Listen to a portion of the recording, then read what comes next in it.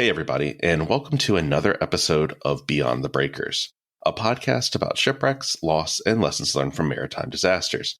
My name is Taylor, and joining me is Tanner. First, let's start with some media check-ins. Tanner, what have you been up to? We should point out first that this is our Halloween episode recording. Yes, it is. Spooky. I haven't really done anything Halloween related in media. Let's see, what have I been doing? Well, tangentially, Gaslight Anthem, they have a song called Halloween, and Nice. They just released a new album this past Friday. One I've been waiting for quite some time. They announced it earlier this year. This one had a long wait time on it. Mm-hmm. They released their first single, Positive Charge, it seems like forever ago. And been really looking forward to this. And it's really great. It's a unique sound, that this is their first album in 9 years.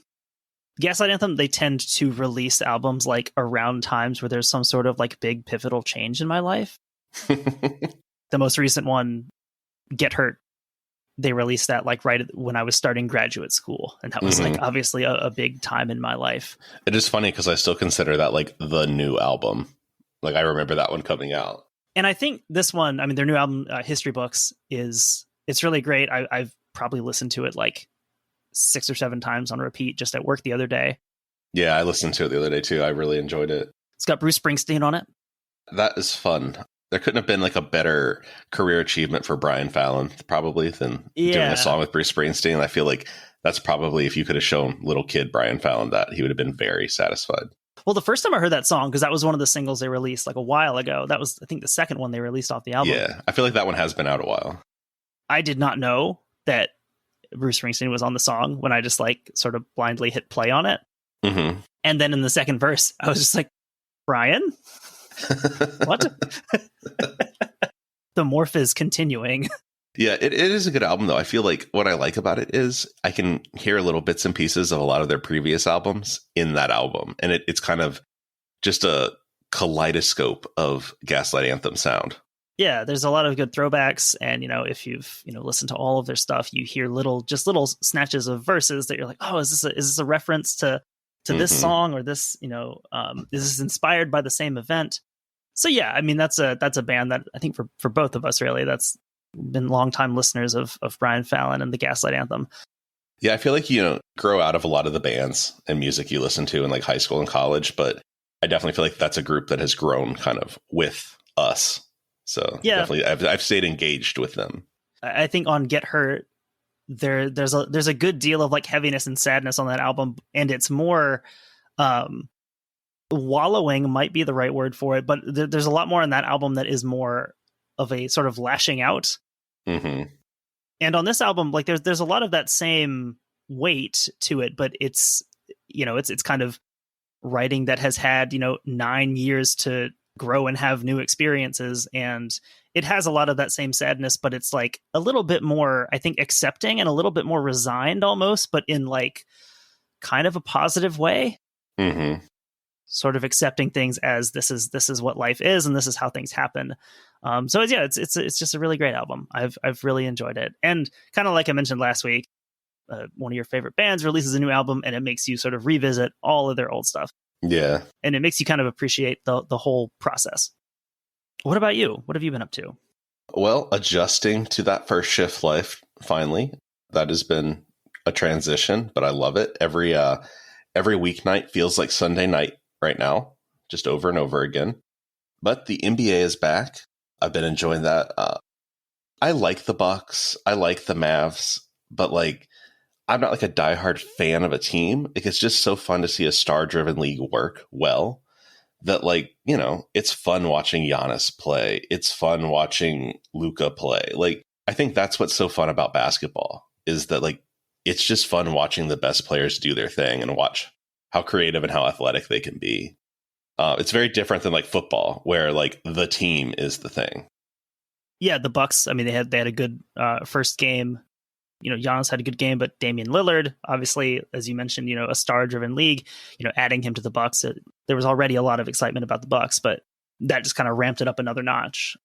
With Lillard, now it's like, what if Giannis doesn't have to score 40 every night? Lillard went something like 17 of 17 on his free throws. Yeah, I think he had like 39 points that game. Which, again, if we're going to compare to Giannis, is a nice contrast. So, yeah, they're fun. They got rid of Grayson Allen. Yeah, that's an upgrade. Not going to complain about that. They still got a great team. They're exciting. The Badgers had a rough day yesterday. It went better than I thought it was going to go. They did make it rough on the Buckeyes also. So I thought that was going to be like a 45-0 type game. Ohio State knows that they can't run it up too much against Luke Fickell, because once Ryan Day loses to Michigan like once or twice more, they're going to want Luke Fickell to come to Columbus. I know. That's why I'm not getting too invested in the Badgers right now, because I know that Fickell's not going to be there very long. Although Michigan should probably enjoy this season, because I think it's going to get rough after this. Yeah, the Badgers are kind of a tough watch. I thought that Luke Fickell would change it a little quicker. They're transitioning. I want to say they ran 2 passing plays out of the shotgun from like the 2-yard line yesterday. That's not Badger football. Long gone are the days of Monty Ball, John Clay out of the I formation. When I was at school, that was when James White was there. JJ Watt was there for part of the time I was there. Those were the good days. Scott Tolzien, man. Would love to have Scott Tolzien at this point. And other than that, I got caught up on the new season of Bob's Burgers that just started. I think there's like 3 or 4 episodes. I think the 4th episode might be tonight, actually. But it's gotten off to a solid start. It's definitely a show that's like matured with age. I feel like they're a little bit more willing to try different things and give like some of the secondary characters like their own episodes sometimes. They're kind of hitting that stage in the life cycle of the show. So I don't know. Some are obviously better than others, but the first couple this season have been really good. It's just a fun show. It's kind of a sort of a King of the Hill vibe, I guess is what I'd call it. It's very like spiritually very similar. Still never watched an episode of Bob's Burgers. It's worth it. It's definitely like if you're looking like anytime you guys are like, oh, we just need a new show to have on like in the background or something, like it's a good one, like for cleaning or cooking, that kind of thing. So yeah, that's what I've been up to. That and researching a spooky story to share with everyone today. I have some too, but mine are more just I'm going to be reading some stuff. I'm not going to do any research for it. I've got a little like, I guess I'd call it like a mini episode here. It is actually somewhere that we have been. Oh? I am going to be talking about the USS North Carolina. All right. So she was commissioned on April 9th, 1941. She's built at the New York Naval Shipyard in Brooklyn, New York. She's actually the lead ship of the North Carolina class of fast battleships. This class is built at a time when naval construction is limited in displacement and armament by the Washington Naval Treaty. And there's some other naval treaties going on here too. Like this is post World War I when this is being constructed. So, there's a million different treaties. So we don't do World War II. Which I think just started. Yeah, it started when Matt Damon said it started. It's not Matt Damon. Is it not Matt Damon? Who is it? It's Josh Hartnett. Same person. I think we had this conversation the first time it came up on the show. I think of Matt Damon. Is fast battleship like a technical denomination? Yes. Basically, it's not. In theory, there's like a slower, more heavily armored and equipped battleship. Think more of like a battle cruiser, but like up armored, basically. I'm thinking of like cruiser to like, I know there's a heavy cruiser and then a fast battleship and a battleship. So is it kind of like the continuum of like a breaking pitch to like a cutter to like a 2-seam fastball to like a straight 4-seam fastball? So it's a really common misconception that ship classes are a static thing. They really exist on a spectrum. Yeah, it's kind of like that. There's just like that spectrum of vessels. And, to conform with some of these treaties and things, you do things that like, oh, technically it's only, 729 feet. It's not 730 feet long. Like, little things like that. So she's 729 feet long. She has a 104-foot beam, draft of 33 feet. She's a big ship. She is armed with 9 16-inch 45 caliber guns, 20 5-inch 38 caliber guns, 16 1.1-inch anti-aircraft guns, and 15 50 caliber machine guns. I'm not a gun guy. Like this doesn't mean a lot, but the 9 16-inch guns are like the big ones that you think of when you think of a battleship. Are there anti-aircraft gun guys? Probably. You got your Hotchkiss Man. You've got whatever other manufacturers of those kind of guns. Bofors, I think, is maybe one of them. I don't know much about this. I know some of the names, but like I am not one of those people that's like talking about muzzle velocity of this gun versus that gun. One thing as a kid that I absolutely loved about this ship is that she carried 3 Vought OS-2U Kingfisher float planes. And these would actually be used for reconnaissance and for observation of the main guns so they could adjust fire. But I always thought it was so cool that she could launch airplanes. In total, there would only be 2 ships in this class. It was a little disappointing. The other one is the USS Washington. And it's kind of weird as to why there's only 2 ships in this class, but a lot of it has to do with those treaties. Basically, they were finding ways to do it better. I'm thinking of when we talked about the Rusalka, that Russian monitor, because it was in the what was called the Charodeka class, but it was only its sister ship, the Charodeka, and the Rusalka. And that was the entire class that ever existed, if I remember correctly, because they were making these things better, and those things were basically garbage as soon as they hit the water. In this case, like, it's still a functional vessel for what it's supposed to do. It's just that, like, they've improved it, and actually the South Dakota class is what would come next. It's designed to the same treaty standards, but they basically took what they learned in the North Carolina class and were like, we can make this more compact. We can offer better crew protection. The kind of things that happen when you're building a ship for 4 years and you're like, oh, we should do this differently next time. So similar vessels, but a different class nonetheless. Anyways, the North Carolina's first assignment would come in April 1942, and she is sent to Naval Station Argentina, which is in Newfoundland. Oh. Didn't know that was going to happen when I clicked that link. Is there a corresponding, like, naval station? Newfoundland? On the Falklands or something? What's the big city in Newfoundland? St.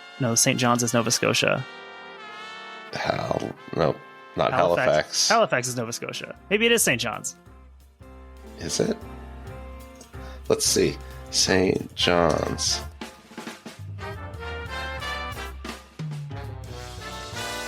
Or St. John. I don't know if it's called St. John or St. John's. This is the Canada Geography Hour. Yeah, there's someone screaming at us right now. I don't care about the dog. This is like every time, though. This is like someone who is not from the Midwest talking about like Ohio and Iowa and getting them mixed up. Yeah, but Des Moines just up there by Toledo. It looks like St. John's is the answer. Well, anyway, back to what I was saying. Is there a corollary St. John's station down in like Tierra del Fuego? I don't believe so. So the reason that she's sent out this direction is she's joining other vessels patrolling for the German battle. Let me look this up before someone gets angry at me. I don't know if the Tirpitz is a battleship or a battle cruiser, but I do know that someone will tell me I'm wrong.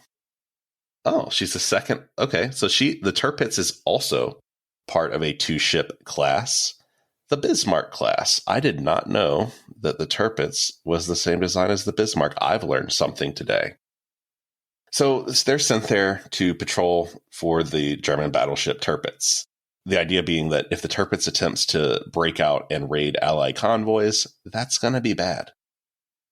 However, as German fleets tend to do in world wars, Tirpitz would remain in port, and North Carolina was soon sent to the Pacific. There, she would join Task Force 18 and based around the carrier USS Wasp. At this point, that task force is under the command of Rear Admiral Lee Noyes. Come on, feel Lee Noyes. So she would quickly be sent to Task Force 16 and based around the carrier Enterprise. What you're going to notice here is that every time she's attached to a task force, that task force is based around a carrier. Her job is to protect carriers. That is the thing she's there to do, is to provide air cover, to provide submarine cover, and just to make sure that the carrier is able to do its job. You know, she's going to be one of the most powerful offensive weapons there. Short of like the Iowa class or the South Dakota class, you know, she's still a pretty advanced piece of equipment. So part of this task for the overall task force is to cover the 1st Marine Division on Guadalcanal. And they actually play a major role in helping them capture the pretty infamous airfield on Guadalcanal. They're providing a lot of fire support and things like that that help the Marines get that done. So they're part of that operation. Is that Henderson Field? Is that what it's called? I think Henderson Field's in Pearl Harbor. Oh. I think. Pretty sure. I should know. I was just there. But yeah, like that's a pretty, I think even in the Pacific, like that's one of the things that you see is Guadalcanal and the airfield. And I think Call of Duty, World at War actually plays through that too. So it's a pretty famous point in World War II. Yes, it was called Henderson Field. And I think it is from one of the Call of Duty games that I remember that. Later, she would be part of the battle for the Eastern Solomons on August 24th and 25th, 1942. And during this time, North Carolina's anti-aircraft guns claimed to have shot down up to 14 Japanese planes. After this battle, the North Carolina would be transferred to Task Force 17, and that's based around the carrier Saratoga. It's while acting in this role that the North Carolina was torpedoed by the Japanese submarine I-19 on September 15th, 1942. So the torpedo would hit North Carolina about 20 feet below the waterline on her port side. She's left with a 32-foot by 18-foot hole in her hull. And fortunately for the ship, the damage is fairly limited. The forward turret is disabled by the blast, and the vessel would develop a 5.5-degree list. But this is balanced out with counter flooding, and the damage is controlled pretty quickly. Unfortunately, 5 men were killed in the attack. So, overall, not a major event, but, it's still pretty, if your ship gets torpedoed, it's a pretty bad day, right? Like, no matter what happened. A 32 by 18 foot hole seems like a big problem, but I guess not. I think it is compartmentalization and stuff like that. Well, you have compartmentalization, and as long as you're able to respond, like with damage control and stuff, like it's bad, but you can get it under control pretty quick. It seems like it was a pretty low intensity engagement when this happened. It was more of like it caught a stray torpedo, basically. So they're like not necessarily under active attack. They're able to respond to the damage. And actually, the North Carolina is able to stay on station and provide cover for Saratoga in the immediate aftermath of all this. So, she is still able to do her job once she's, got everything figured out. However, 2 other vessels, the USS Wasp and the USS O'Brien, are actually sunk during these attacks. So North Carolina fares better than a lot of the other vessels in the area. The Wasp is the carrier, right? Correct. Which is like pretty crazy to think that. Can you imagine if we had an aircraft carrier sunk today? I cannot. What does that even look like? I guess I couldn't have told you that we actually did lose any carriers in World War II. I think we lost more than you think.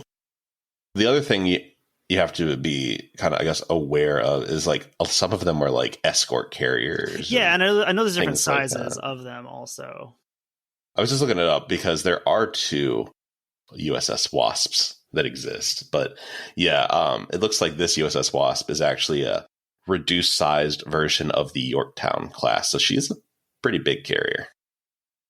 So following these events, North Carolina would be sent to Pearl Harbor for repair. She'd go on to participate in numerous other campaigns, including the Gilbert and Marshall Islands, the Mariana and Palau Islands, and various other operations later in the war, including operations in and around the Japanese home islands. So she has a pretty extensive, service history and everything. At one point, she actually rescues downed airmen from Tokyo Bay.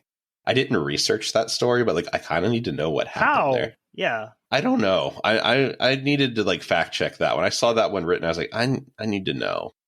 I guess technically, once occupation type stuff started, a downed airman could just be a mechanical issue. So she would transit the Panama Canal on October 17th, 1945, and she would undergo an overhaul at the Brooklyn Naval Yard. So back to where it all began. Ultimately, only 2 years later, she would be decommissioned in June of 1947. You can tell that we were still in the we might have to fight the Soviets phase of things when we're bringing it back from Japan to be overhaul it. And then 2 years later, we're maybe we won't launch nukes at each other. There's definitely not going to be another conflict in a few years. Yeah, we won't need this for Korea. It's fine. So she would be on the naval rolls until June 1st, 1960, when she was scheduled to be broken up. Ultimately, though, she would be saved by the efforts of a few local North Carolina businessmen and the efforts of WRAL, a local news station in Raleigh, North Carolina, All right. which is really funny because that's the news I remember watching at like our grandparents' house. She would be preserved in Wilmington, North Carolina as a museum ship. It's in this role that she would really gain her haunted reputation. One interesting rabbit hole I went down is there was like a big debate about where to put this thing in 1960 in North Carolina. It almost went to Moorhead. That would make sense. Which would have been really cool, actually, considering that's where we spent most of our time growing up and visiting the beach and everything. I know we were lucky enough that we went to the North Carolina. I was young. Do you even remember it? No. Yeah, you had to be little.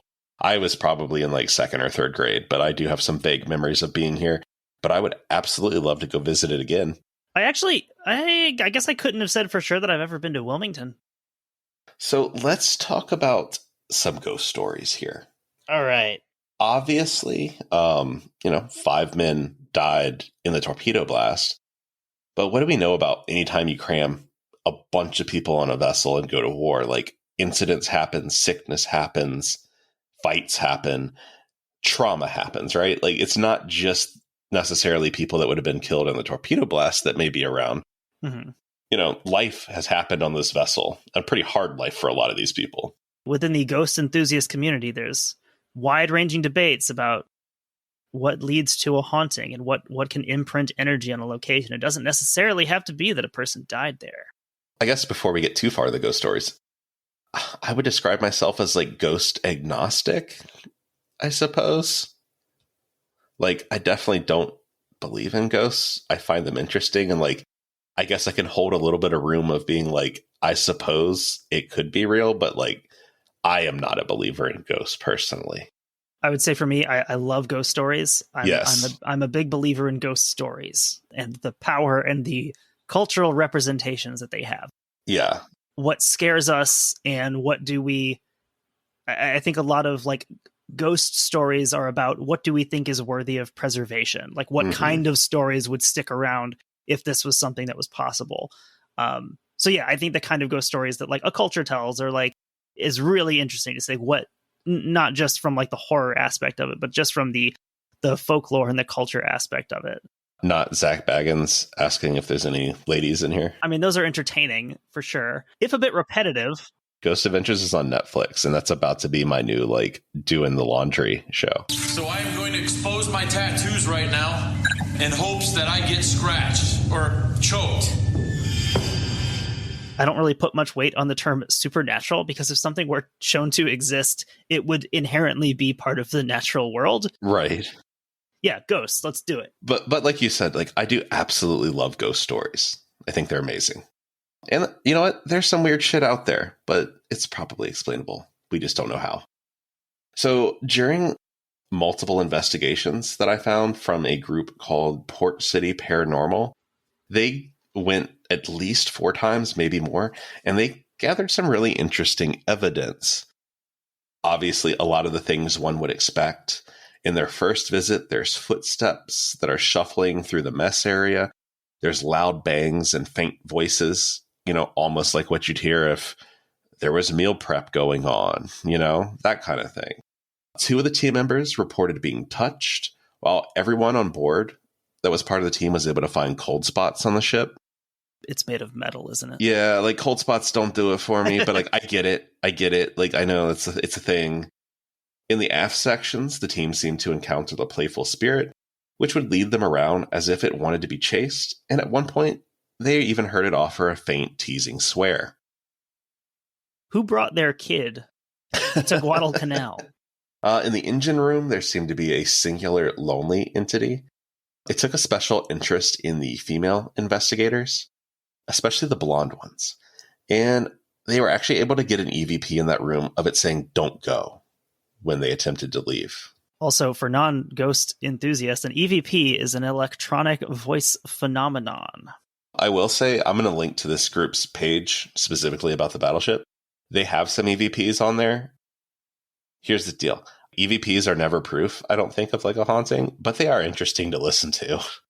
They're interesting in the same way that like a horror movie can be interesting. It's like something can sound creepy. Sure. Yeah. Like it doesn't matter like where it came from. If it sounds creepy, that can be entertaining. I guess like the biggest thing with my attitude towards a lot of this stuff is like, I don't necessarily believe, but I'm not here to mock it either. You know what I mean? This is also a good stance to have about professional wrestling. I mean, I do enjoy some WWE. I don't believe in it, but I'm not gonna mock the entertainment value. Yeah, it's pretty much how I feel. This and Seth Rollins are basically the same thing. Another noted hotspot is obviously the sick bay, because why wouldn't it be haunted? Footsteps, shouts, muffled distant voices could be heard. Of course, no sick bay is complete without some moaning thrown in. Mm-hmm. I would honestly be disappointed if we didn't catch anything going to the sick bay. The team would end up returning for many subsequent visits and would have many more strange encounters. One of the interesting ones is at one point they could hear like the sound of footsteps sloshing through water. And it sounded like it was coming from like a compartment below them that they couldn't actually access. But they were able to lower a microphone down into there. And they actually caught a soft voice whispering, "Hello, we're down here."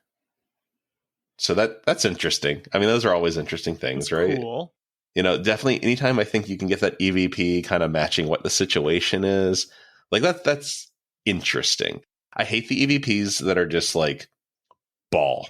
And then they have to like find a way to be like, it said ball. How do we like make it connect? Like here it's like, okay, so like if this is real and these guys are like stuck drowning in the lower compartment, like, yeah, that makes sense. On that same night, 2 members were confronted by a spirit in the engineer's office. So the interesting thing here is that both of the men saw the first part of this, but only one of them saw the second part. So as they're walking, something zooms towards them, sort of a black mass, and causing the 2 men to like, you know, react and run into each other, almost knocking each other over. As they refocused, one of them would see a face only a couple inches away. And this face has pale skin with large blue eyes. The hair is wavy and yellow, almost like it's being held up by like a breeze or something. Mm-hmm. And then just as he's able to process this image, the spirit smiles and then slowly like not fades away into black, but almost just moves away until it's just a little pinprick of light far away down the hall. That's cool. That story is the one that like convinced me. I was like, I need to like share this one because like that's quite the encounter. Like that's intense. It's a pretty hefty claim. I feel like you don't usually see, you know, paranormal encounters with that, you know, multiple steps like that, kind of the initial and then the kind of the follow up. It's usually like a momentary thing and probably easier to brush off as nothing. Whereas if you saw this, yeah, I can imagine that being a jarring experience. Yeah, and like we've all had moments where we're kind of like, you see something like, did I just really see that? You know, like what was that? But I guess one thing, like kind of reading about this group, one thing I liked, I read a little bit about like their methodology and kind of beliefs in this. And like they're really big about being like a non-provoke investigation team, which like that always to me puts like a check in the positive column, because then it feels like they're at least like earnestly trying to investigate this.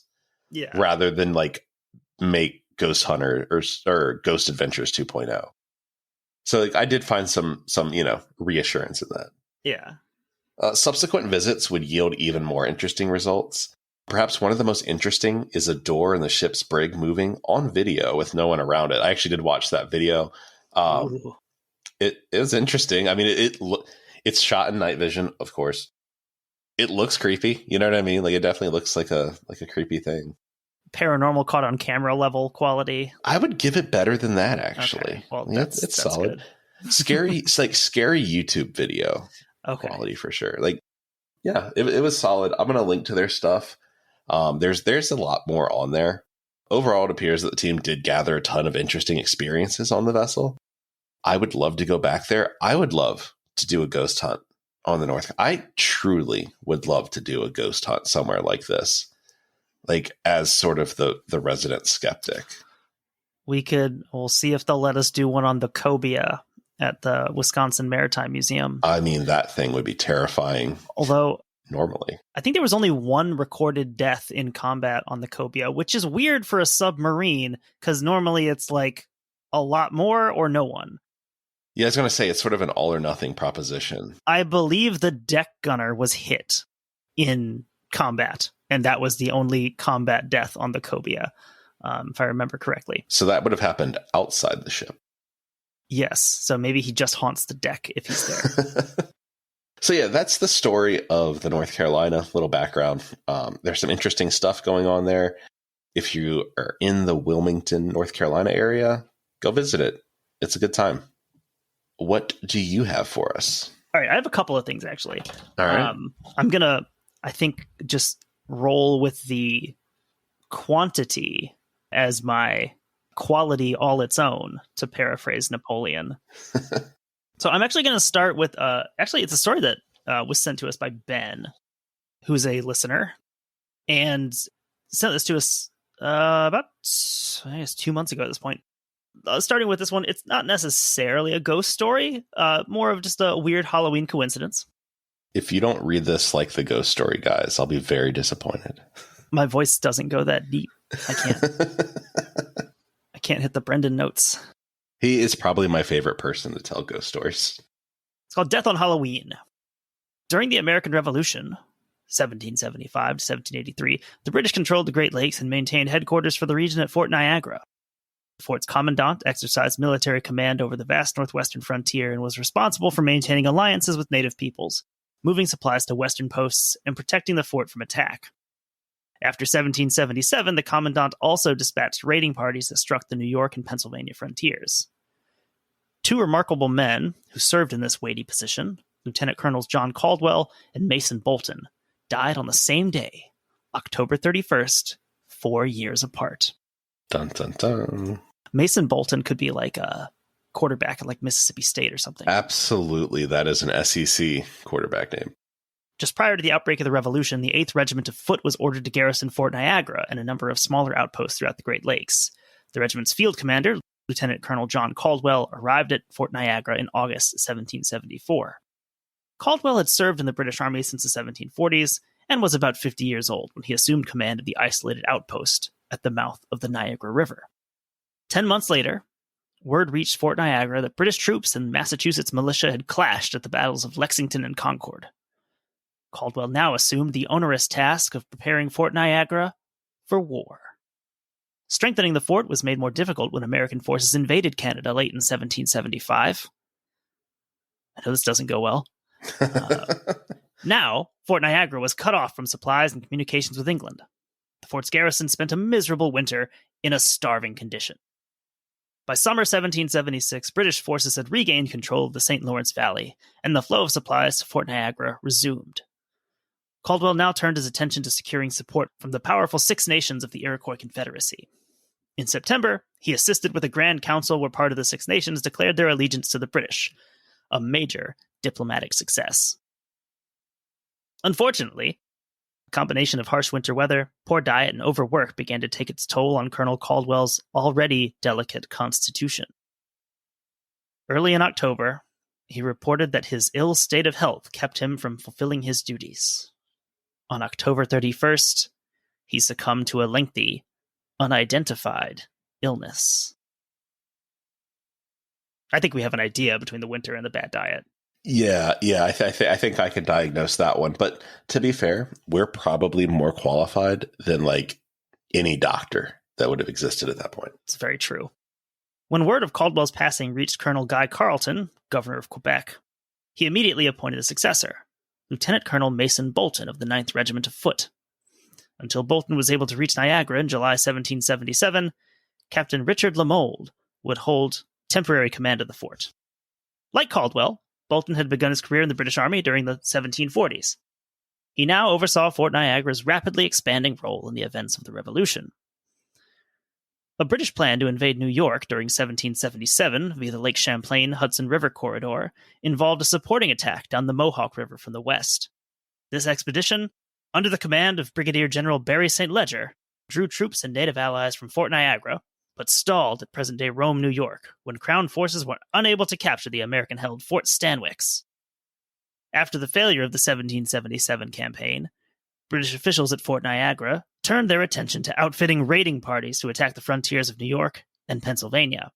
The most famous of these units, Butler's Rangers, was raised among Loyalist refugees who'd been fleeing to Fort Niagara since 1776.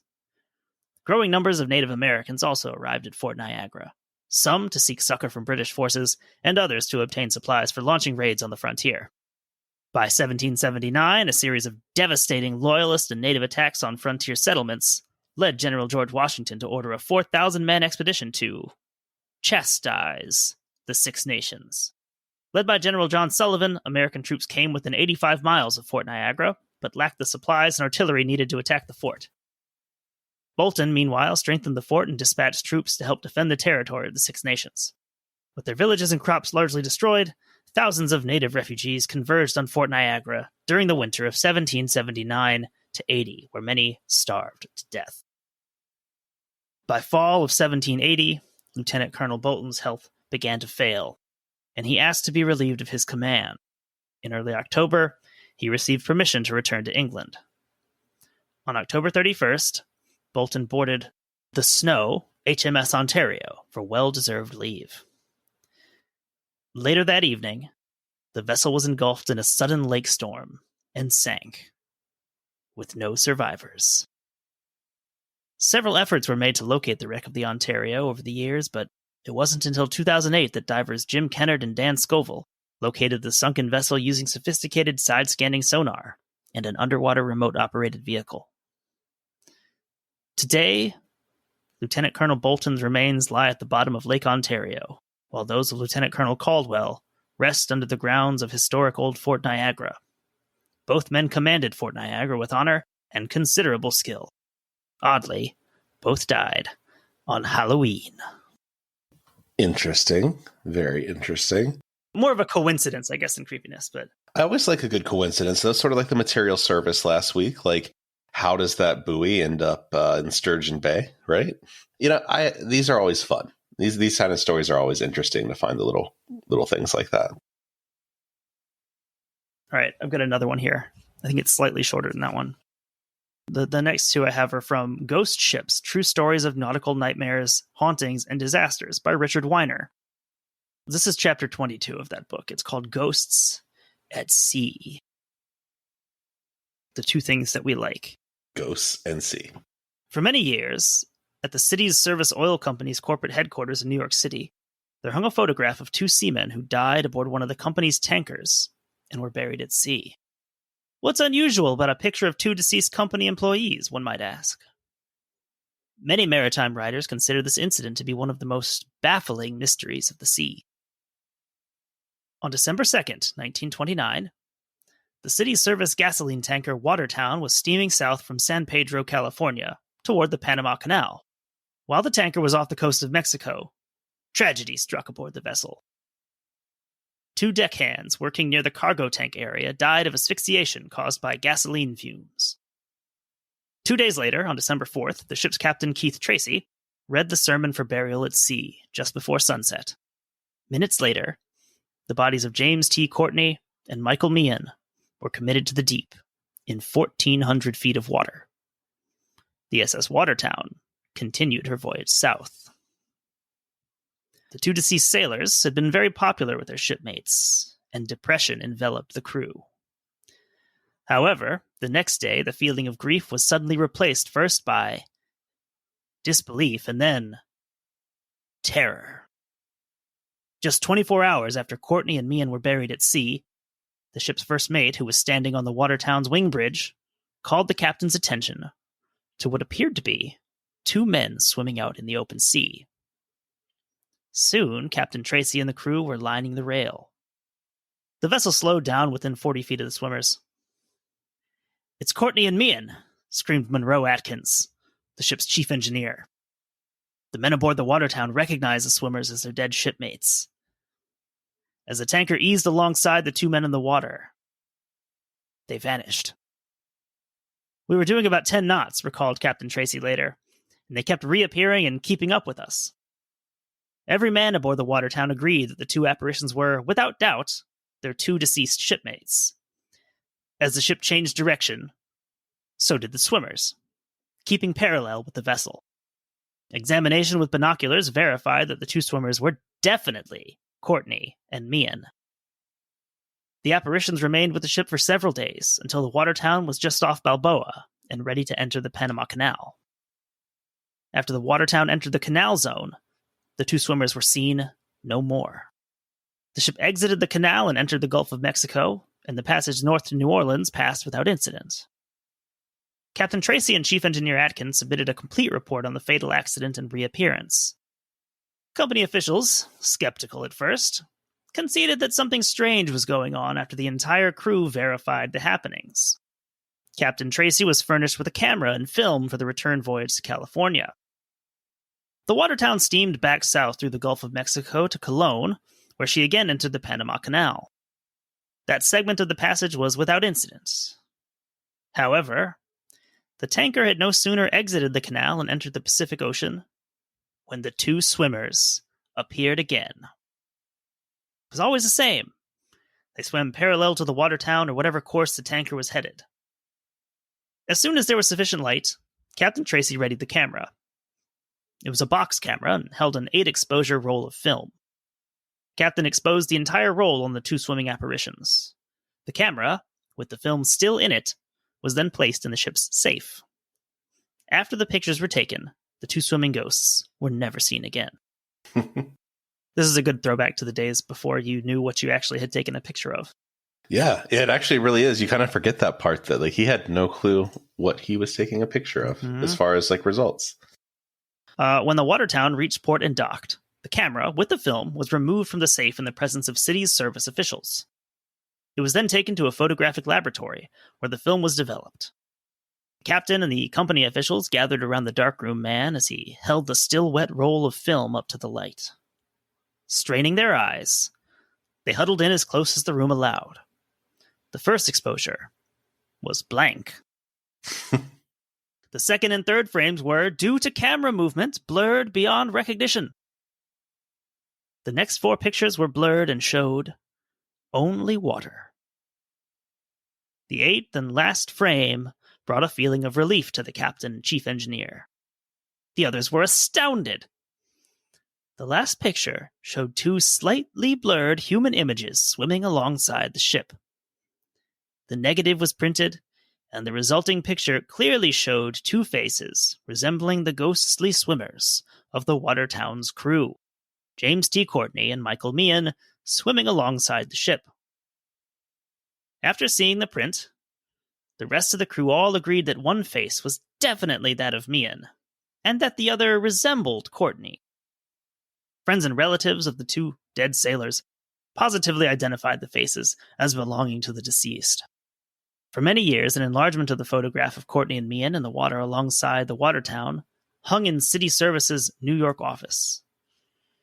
Now, almost 3/4 of a century later, there is still no earthly explanation for the swimming ghosts. Creepy. I'm looking at the picture now. I actually have not looked at it. It's here. I will send you the link. Oh, I've seen this picture before. Yeah, Okay. I've definitely seen this picture. I did not realize that that was the story we're talking about, so I looked it up. It's like too perfect. Okay. That's... Come on. The fact that the one is framed perfectly between 2 pieces of railing or something. Yeah, and also they don't look like they don't look like a human face with like skin on it that you could like identify features of.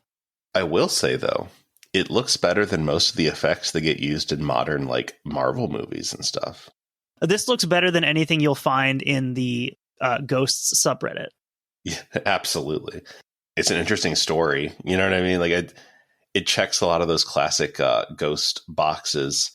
I do like how in this picture though, there's the 2 faces like clearly visible in the water, and then just 2 enormous arrows pointing to them.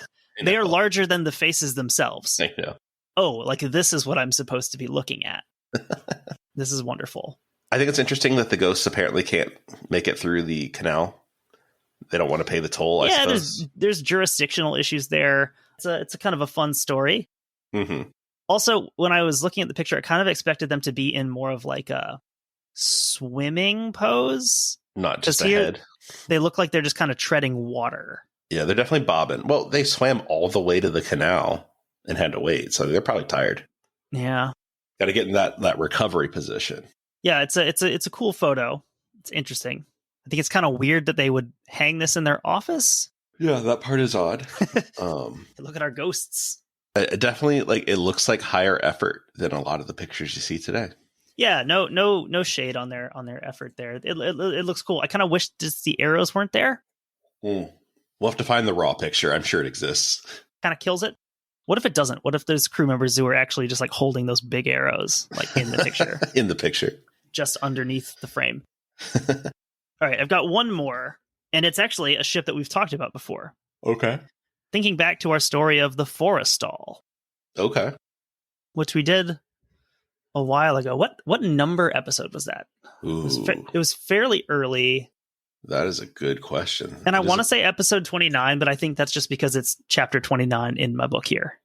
Oh, let's see. Episode 29. You've got to be kidding me. What? It is episode 29. Did we just have one of those weird coincidences I think this is happen in this episode? This is a weird coincidence. This is like Two Girls, One Ghost. When this happens on paranormal podcasts all the time, and it happened to us. Look at that. Look at us go. This is amazing. I think that is hilarious. We absolutely did not plan that out. Oh, that's really cool. All right. Well, I'm thoroughly spooked now. So I'm going to skip over some of the early parts of the story. Yeah. If you guys want background on the Forrestal, listen to the episode. Yeah, that's a really great episode. That was one where I learned a lot. And John McCain makes another appearance. Oh yeah, he'll be in this story too. Cool. Rest in peace, big man. Except not really. I'm just going to assume that everyone has listened to the episode on the Forrestal. So if you have not, pause this episode, listen to the Forrestal, and come back. The Navy designed the Forrestal to rectify all the weaknesses of her World War II predecessors. Although she did serve in the Vietnam era, the Forrestal never experienced direct action or attack by the enemy. Her planes and aircrews did participate in air combat, but her highly advanced and innovative combat design was never actually put to the test. But since the Forrestal was a ship of such huge proportions, she did have her quota of fatal mishaps. Strange sounds and sightings have been reported aboard the deactivated Forrestal. However, those goings-on have nothing to do with the ship's dormancy. Bizarre events were reported aboard even while she was on active sea duty, with her full complement of 148 officers and 2,810 enlisted men. During the Big Flat Top's final years of active service, crewmen reported numerous incidents that were beyond any logical explanation. Secured hatches opened mysteriously and slammed in cadence with the rhythm from each roll of the ship. Well, that sounds like someone forgot to lock the hatches. Yeah, that sounds like that sounds like what ships do. If it's moving with the ship as it rolls, okay. Unfamiliar voices were heard over disconnected intercom phones. Lights came on by themselves, and eerie sounds were emitted from unoccupied compartments. And of course, there was the seeing of the unseen. I have no doubt that being in the bowels of this ship is incredibly creepy. Oh, I'm sure. And lots of metal and stuff clanging. Sound is going to travel weird. Doesn't make it less creepy, knowing that objectively. It's like when Peluche is in the basement crying and it sounds like a little child. During a 6-month tour of the Indian Ocean and Arabian Gulf near the end of her career, Lieutenant James Brooks, the carrier's public relations officer, was quoted as saying, "Whoever, or whatever it is, crew members swear a ghost is responsible for flickering lights, voices on disconnected telephones, and things that go bump in the night. Incredibly," he added, "some of the men claim they've even seen a ghost prowling below decks." Far below the ship's waterline are 2 compartments that sailors had become hesitant to enter. The spaces were originally designed as mammoth cold storage lockers for her enormous crew. Do you remember what's going in those lockers? Yeah, I do. Ironically, though, on July 29th, 1967, her flight and hangar decks were encased by fire and explosion as her Skyhawks were being fueled with JT-5 jet fuel in the Gulf of Tonkin off North Vietnam. One thing I don't like about this is that he goes back and forth between how he writes Vietnam. Sometimes he uses it as 2 words, and sometimes just as 1. Yeah, don't like that. Need some Pick consistency here. Although it never was officially admitted, the fire and explosions resulted from a succession of human errors. Bodies and body parts of the 137 crewmen who perished in the fiery catastrophe were stowed in the deep freezers, which had been transformed into temporary morgues. Thus, some of the crew theorized that the Forrestal's ghost is the restless spirit of a petty officer killed in that fire while sealed in one of the ship's combat-proof battle compartments. One really disturbing thing I hadn't thought about, to make room in those freezers, they probably had to take out a lot of like ice cream and like steaks and things like that. Like, do you think they just ate like kings for the next like 2 days after this? Like, that had to be a weird thing. Like, you got to cook it all, right? It's very good with the bad. Yeah, like, situation. Sorry your buddy got lit on fire and died, but like, here's a porterhouse. Take 2. Others believe the spirit is a pilot. Sorry, I'm just stuck on the phrase combat-proof battle compartments. Why don't they make the whole ship out of combat-proof battle compartments? Others believe the spirit is a pilot who perished in a previous crash, for several sightings had been reported before the 1967 tragedy. The apparitions definitely were not hallucinations beheld by a handful of superstitious sailors. That's what I say when I see a ghost, too. This was not a hallucination. I think that sounds like protesting too much a little bit there. Definitely not that. Petty Officer Dan Balboa, who was in charge of the officers' mess, claimed that for years after the disaster, some of his men refused to go alone into those 2 compartments, deep down in the bowels of the ship, which were again being used for frozen food. One crewman actually became... This is a word we don't really use anymore. No. This book's only from 2000. What? It's not a race word, don't I was about to say, are we going to have to censor this word? One crewman actually became demented whenever he neared the area. Oh, that is a fun one. I feel like the last time I've heard that used is in the movie Good Burger, because I think the name of the mental institution is Demented Hills. On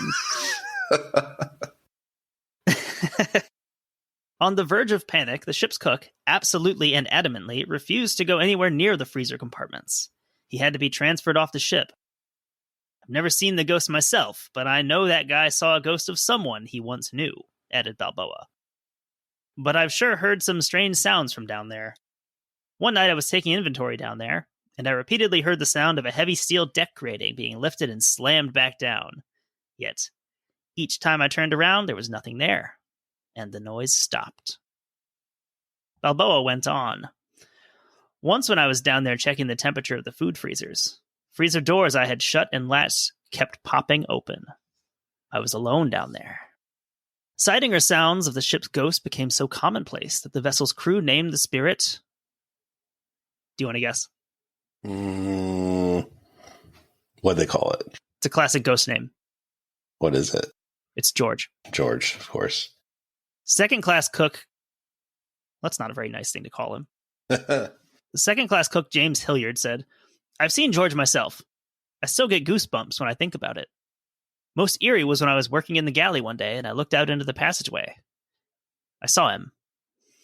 A ghost-like figure wearing a khaki uniform like a chief or officer. He paused less than 6 feet from me and looked like a real person. But I could see right through him. He walked right through a closed door into a food storage room. Another petty officer, Gary Weiss, also claimed to have seen George. I saw him, clad in khaki, opening a hatch and descending down into one of the reefer compressor rooms. Oh, yeah. They're keeping that loud down there. Uh-huh. I climbed down the ladder after him, and there was no one there. That hatch was the only way in or out of that machinery space. Other sailors have reported being touched, or even grasped, by the hand that wasn't there. Some heard footsteps following them, but when they stopped and turned around, no one was there. Classic.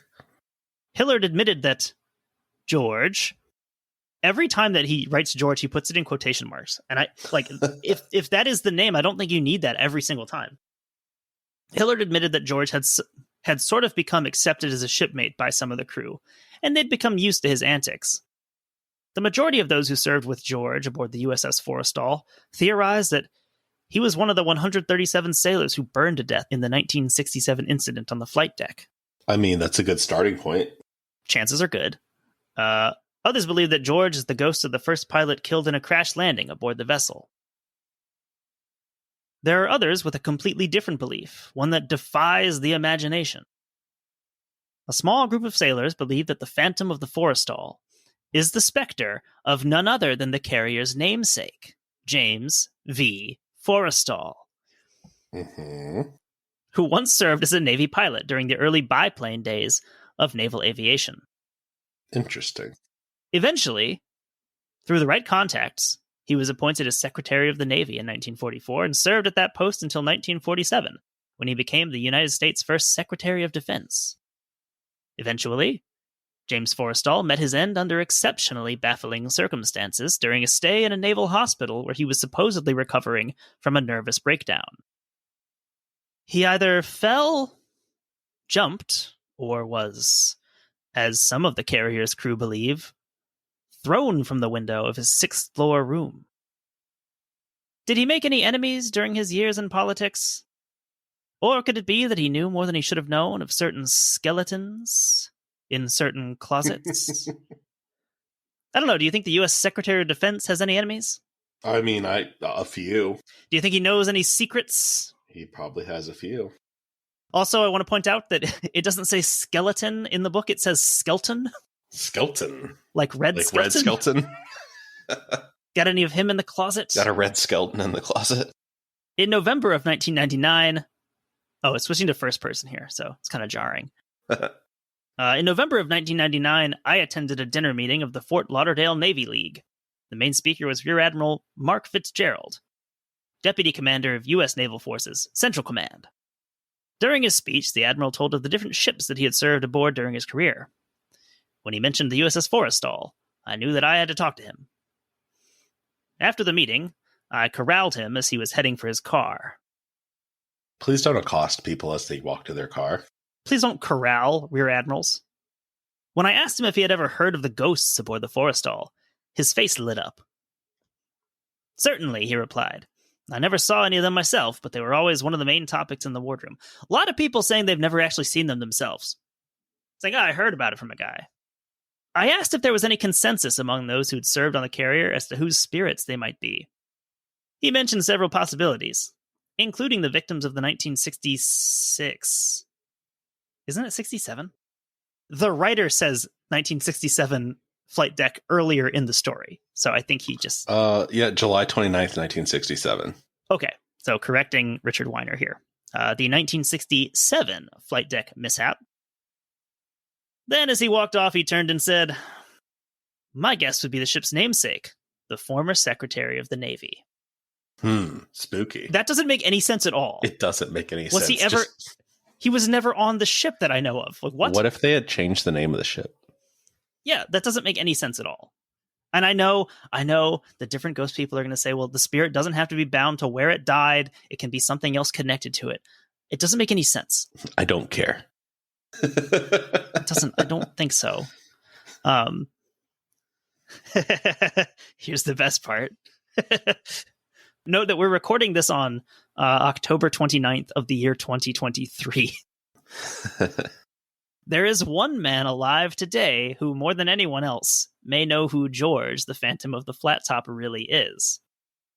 That man was sitting in his plane on the Forrestal's flight deck, waiting to take off on July 29th, 1967. As he braced himself for launch, he felt the shock of an enormous blast from behind. A bomb had detached from another aircraft on deck, setting off an explosion. Isn't that not accurate? Isn't it the rocket that... I believe it was a Zuni rocket, and the bombs would eventually cook off. I don't remember the order. I have to go back and listen. I also don't think he was, like, up on the catapult, like, getting ready to get launched. Like, he was still, like, canopy open, like... Because he was able to, like, climb across other planes that he was parked next to, I think. Yeah, I like, literally, though, he was in a bad spot. Like, the guy next to him died in his plane, I'm pretty sure. Maybe that's the guy whose ghost it was. Yeah, it could have been him. Maybe it was George. I have to go back and look and see what his name was. It should have been you, McCain! That was his last words from the cockpit. McCain, like, escaping his plane, he, like, steps on the canopy of this guy's plane so he can't get out. You, John McCain. They should have kept you in the box. I don't know if he had been shot down yet. I don't think he'd been shot down yet at that point. You'll know what that means in a few years. What a fun ghost story. Oh, no, it's not done yet. There's still more here. Technically, reading this book, we don't know who we're talking about yet. A piece of flaming shrapnel ripped through the gas tank of his Skyhawk. Momentarily stunned by the impact, he still managed to slip out of his safety harness. Then, blindly clawing and grappling his way out of the smoke-filled cockpit, the young pilot leaped to the blazing flight deck beneath the flame-engulfed Skyhawk. About to flee the hell raging across the flight deck, he hesitated. Then, with no concern for his own safety, he turned and, charging into the Holocaust, lowercase h, began pulling stunned and wounded sailors from the inferno. 135 of his shipmates perished in the mishap. Mishap? I don't care if it's an uppercase or lowercase h.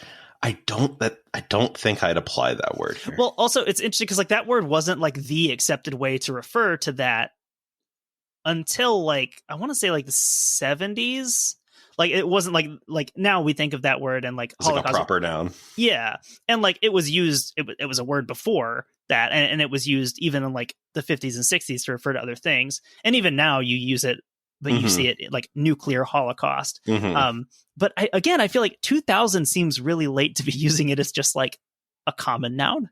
Right. Anyway, yeah, mishap, I think, is a weird way to describe like 130 people burning to death. Yeah, it really is.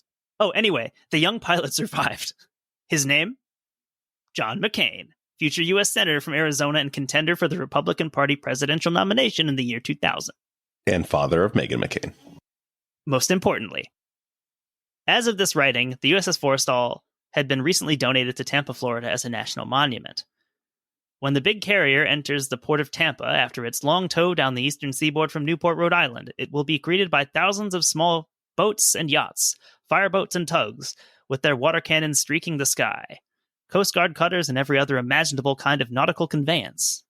But before the USS Forrestal can open for sightseeing tours, an important question must be taken under consideration. Where is George? I don't think that's that important. You wouldn't hold off opening this for tours until you find out where George is, right? I've got bad news for George. Did it get scrapped? It was scrapped by All-Star Metal in Brownsville, Texas. You All-Star Metal in Brownsville, Texas. Oh, I really hope that George now haunts the scrapyard. I love it. Anyway, that's the story of the Phantom of the Forrestal. That's an interesting one. Yeah, I was glad that we could do one on a ship that we've talked about already. Yeah, that's fun. It's always fun to revisit those. So yeah, that is our Halloween episode. Yeah, it was a fun one. As you can tell, we are not really necessarily, I wouldn't call us believers in the paranormal, but we are both interested in it, and we find it very fascinating to dig into. Critical support to paranormal entities. So with all of that, I hope everybody has a great Halloween, have a lot of fun, be safe, all the normal things. And we'll be back with probably a more normal episode next week. But until then, have a good week, everybody.